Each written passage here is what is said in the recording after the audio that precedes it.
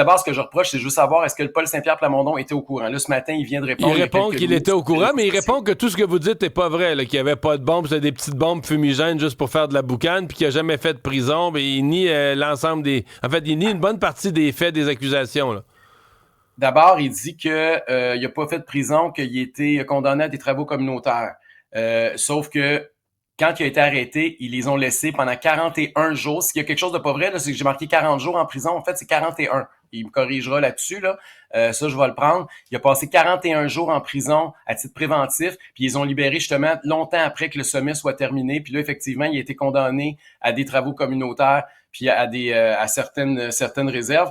Par rapport au reste, moi, j'ai cité là, les rapports de police. Donc, quand il me dit que c'est pas vrai, à moins qu'il conteste les rapports policiers, vous pouvez comme moi le lire ce qui a été écrit à l'époque. Même le TVA là, disait le titre, c'était, et je cite, 6 individus arrêtés en possession d'explosifs. Pas moi qui l'ai inventé. C'est écrit dans le rapport de police qui a été arrêté avec des cagoules, des bâtons de baseball, des boucliers, des lance-pierres, du matériel militaire, des bombes fumigènes, des masques à gaz, des billes d'acier. D'après moi, les billes d'acier, c'était pas pour faire du bien à personne, là. Donc, de dire aujourd'hui que il y avait pas d'intention malveillante là-dedans, c'est mettre des lunettes roses, pas à peu près, là. Mais ils vont devoir s'expliquer. Je veux dire, ultimement, c'est la population d'Arthabasca qui va décider.